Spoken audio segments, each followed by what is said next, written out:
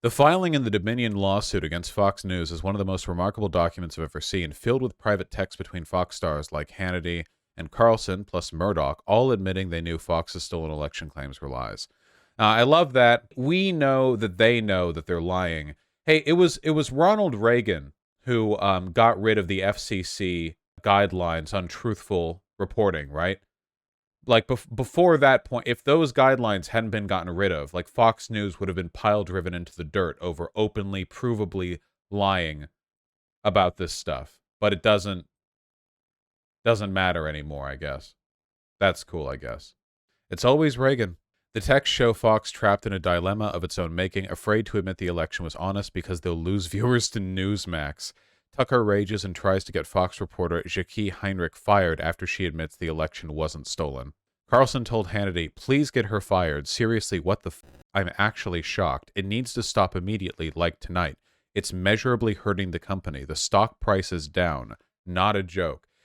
I love knowing in the most overt and flagrant possible way that it's all just evil people lying for money, and we know it, and it's obvious, and there are people in power who could do something about it, but nothing is going to happen. It's great. I love it. Truly phenomenal. We previously had private texts from Laura Ingraham and Sean Hannity on Jan 6 freaking out that Trump was responsible, but they didn't say that on air. Yeah. No, they knew. They all knew. They all knew.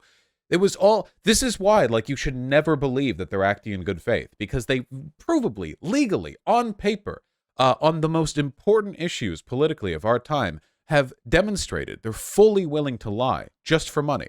Irena Briganti, Sean texted me. He's standing down and responding, but not happy about this and doesn't understand how this is allowed to happen from anyone in news. Heinrich has serious nerve doing this, and if this gets picked up, viewers are going to be further disgusted. By the next morning, Heinrich had deleted her fact-checking tweet. Man, to be Heinrich and to be like one of the few people at Fox News willing to tell the truth about the election claims and getting dogpiled by everyone else in the company who knows that she's telling the truth, but it's costing them money. Tucker Carlson repeatedly frets in text messages to his producer that Trump is a demonic force who could destroy him if Carlson missteps. He's the undisputed world champion of that. He could easily destroy us if we play it wrong. Phenomenal. You know, I talked about this with Marianne Williamson, but in a lot of ways, the GOP is actually a lot more democratic of an institution internally than the Dems are. The reason for that being that the GOP is legitimately terrified of their voter base and will bend over backwards to acquiesce to them. And they actually do engage in like power building within their own base, whereas Democrats just kind of sit on a hill and do nothing but maintain the status quo. The Democrats have an incredibly strong bias against any kind of internal change, whereas things are constantly fret within, like, the Republican institution. Think about it. Can you imagine, like, an MSNBC reporter saying that they were terrified of Biden because Biden was such a game changer that he might ruin their career? Like, that can't happen. Things don't even, it doesn't even work that way for the Dems. It's not even an option. Fox messages reveal Fox brass and top host tearing into Rudy Giuliani. Giuliani. Rudy's an insane person, such an idiot, really crazy stuff. There was also the Daily Beast article. Fox stars think Trump world figures are just as insane as you do. Tucker, Sean, Laura, and others privately trash-talk the conspiracy theorists they were putting on the air, according to an unsealed filing in the Dominion voting system suit. A bunch of stuff has come to light here. Not that any of it will actually matter, by the way, because like it can be like factually demonstrated that they're lying all the time, and it won't matter. It doesn't actually like lead to anything. Behind the scenes of the shows where they were amplifying baseless claims that the 2020 presidential election was rigged, the star hosts, producers, and executives of Fox were furiously messaging each other. They reacted in frustration and bewilderment to their own broadcasts, calling the conspiracy theorists to what they were ceding airtime, lunatics, totally off the rails, and mind-blowingly nuts. Oh, by the way, guys, this is one of the reasons why there are so many conservatives who will, in act of shameless projection, act as though liberals and lefties are just towing the group line when they put out messages. What you guys don't understand is that for a lot of conservatives, both institutional, like Daily Wire or Fox News, and like regular cons, like non like corporate backed ones, seemingly, like, I don't know, the quartering, they are all being funded. They literally are being given money to toe a certain line. I remember it was like, this was one of my favorite moments in politics back when I was young. It was when Jon Stewart was having a debate with that one slightly less insane Fox News guy. I keep forgetting his name. He hosted one of the presidential debates back in 2020, and Jon Stewart Wallace. Thank you. It was Wallace. And Jon Stewart was essentially making the point that Chris Wallace could never understand what Jon does because Wallace gets his marching orders. Like, the difference between Jon Stewart and Chris Wallace is that every day Chris Wallace literally gets told what to believe and what to say. And Jon Stewart has a team of writers where all they have to do is not run afoul of like the like censorship critic guidelines that the network has for them, you know? You can't understand, because of the world you live in, that there is not a designed ideological agenda on my part to affect partisan change, because that's the soup you swim in. And I appreciate that, and I understand it. It reminds me of, in ideological regimes, they can't understand that there is free media other places because they receive marching orders. There's not a single marching order. There's not some kind of command. The mainstream media that you so deride, I also deride. But we deride it for very different reasons. Yeah, Chris Reagan talked about how he was approached, like over email, by someone offering to pay him a ton of money to be openly conservative, and he said no, and that it's really obvious which YouTubers took that money. From the top down, Fox knew the Dominion stuff was total BS. Oh, by the way, I hope the Dominion sues Fox into the ground. 1.6 billion defamation lawsuit. I hope they get double that. Remember, the standard for defamation is willful, knowing lying, and that's exactly what this is here.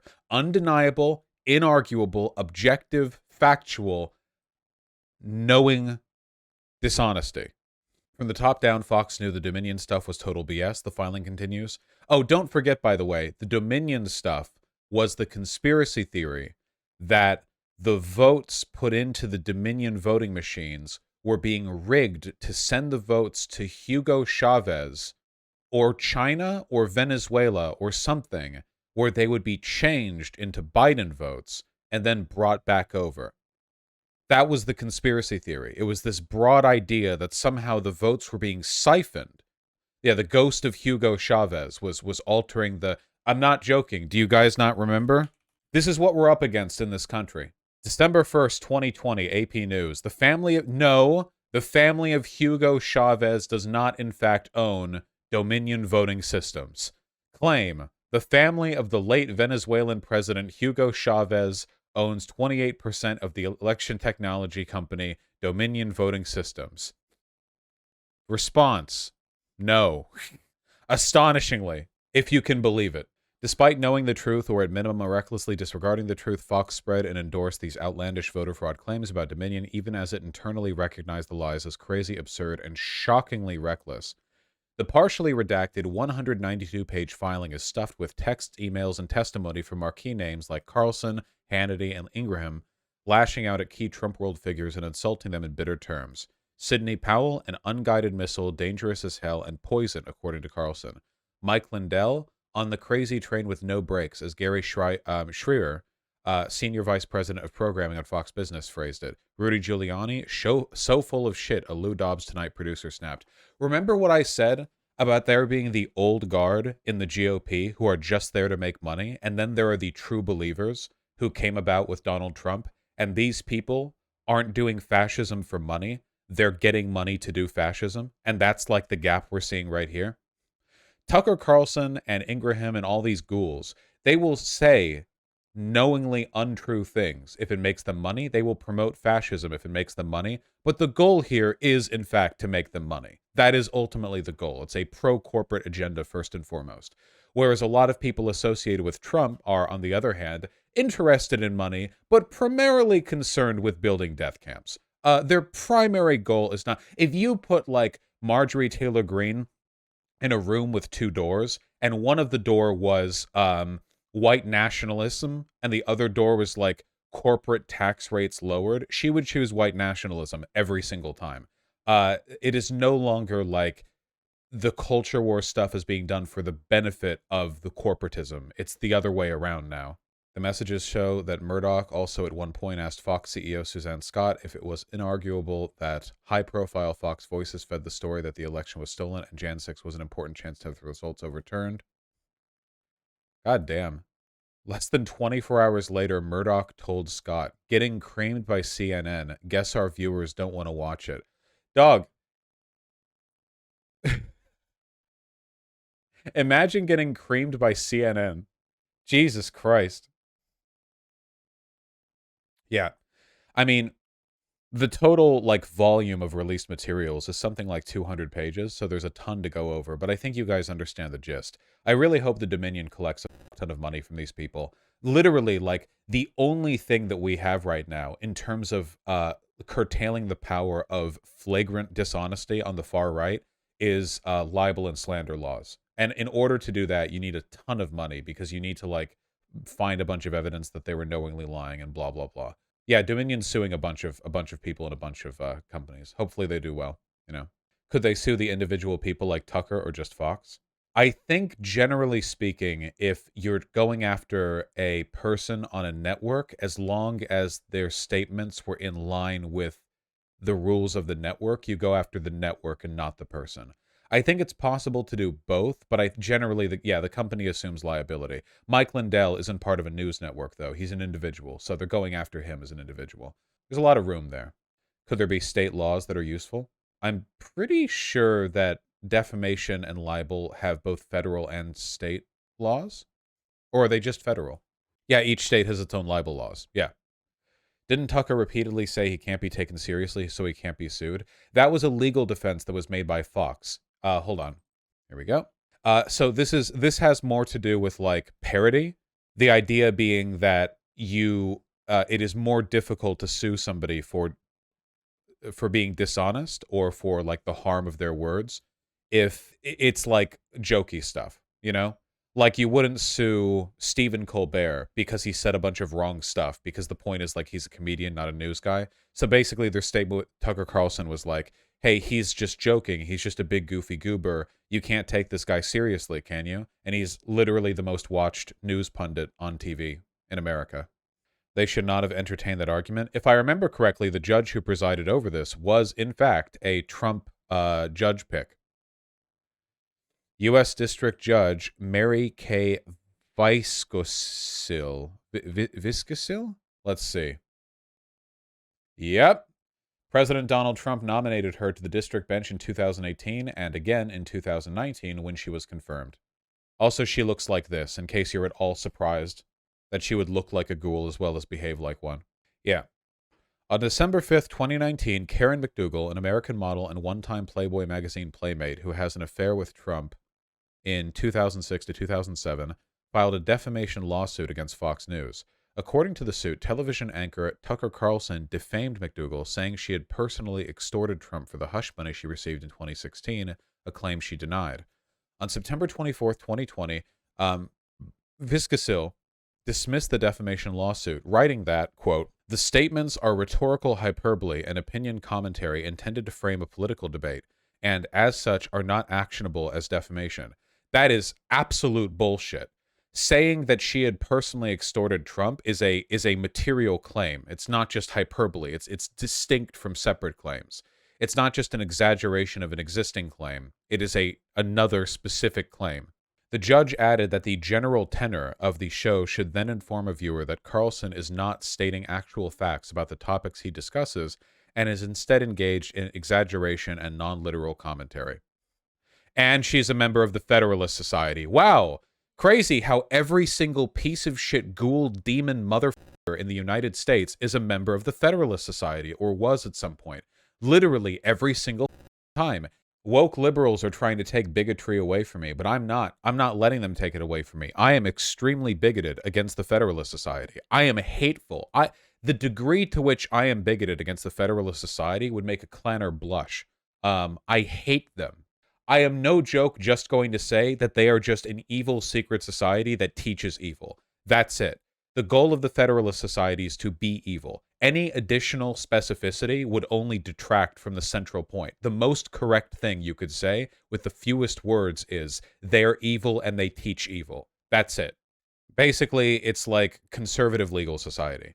Obviously, what they support has nothing to do with federalism. It's basically just how do we train as many lawyers, judges, et cetera, as possible to be like just soulless ghouls promoting a conservative agenda, but to do so in a way that seems like it's like a legal framework.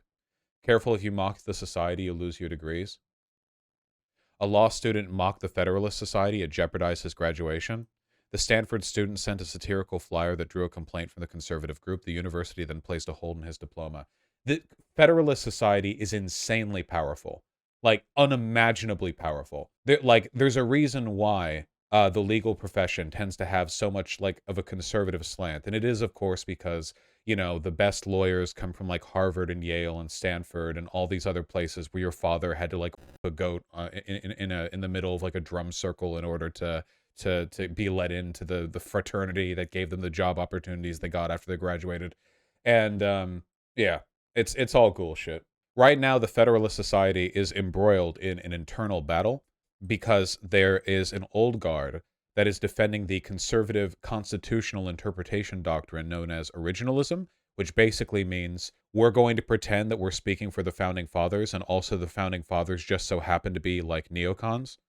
And the newer legal theory, which is called, I think, like paternalistic conservatism or something like that, which is basically a school of thought which means what the Constitution says, we will literally just interpret it however we want. It does not matter. There is no actual oversight on what we do or say. Wait, rare right-wing infighting, Vaush? Well, it's the critical difference between people who want to like kill you and people who want to have you like die of no health care. So it's it's fascist versus neocons, yeah.